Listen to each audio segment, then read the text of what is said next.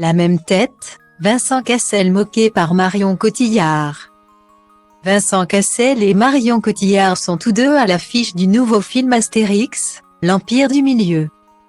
Pour l'occasion, l'actrice a confié quelques secrets de tournage au micro de RTL, ce dimanche 22 janvier.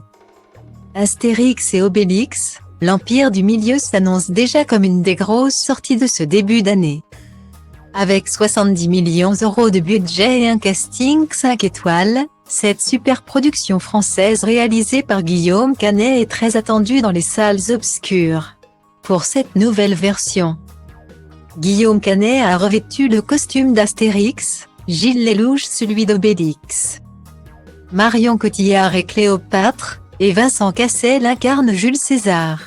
Celui-ci avait d'ailleurs déjà fait parler de lui en faisant le signe Jules dans la bande-annonce. Marion Cotillard et Vincent Cassel étaient invités sur RTL dans l'émission Laissez-vous tenter. Ce dimanche 22 janvier, au micro de Stéphane Boutsock, ils évoquent tout d'abord leur dernier tournage ensemble. Il y a 7 ans, pour Juste la fin du monde, de Xavier Dolan. La partenaire de Guillaume Canet confie ensuite une anecdote assez surprenante, pour elle.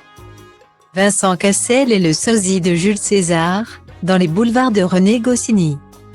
L'actrice d'Inception s'amuse, c'est très ressemblant, c'est vrai, on s'est tous fait la réflexion.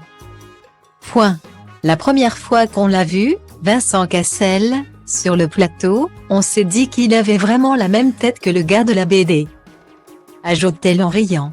Une réflexion qui ne semble pas vexer le compagnon de Tina Kunackay, qui s'empresse de répondre, avec autodérision, « J'ai fait un gros travail préalable pendant des années.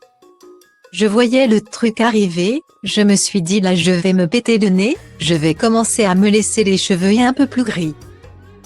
Parce qu'un jour on va m'appeler pour faire Jules César. » Pour vous faire votre propre idée sur la question, rendez-vous le 1er février au cinéma, pour voir ce que Marion Cotillard appelait il y a 3 jours, dans une interview pour Madame Figaro, un film populaire familial très vivant. Patience.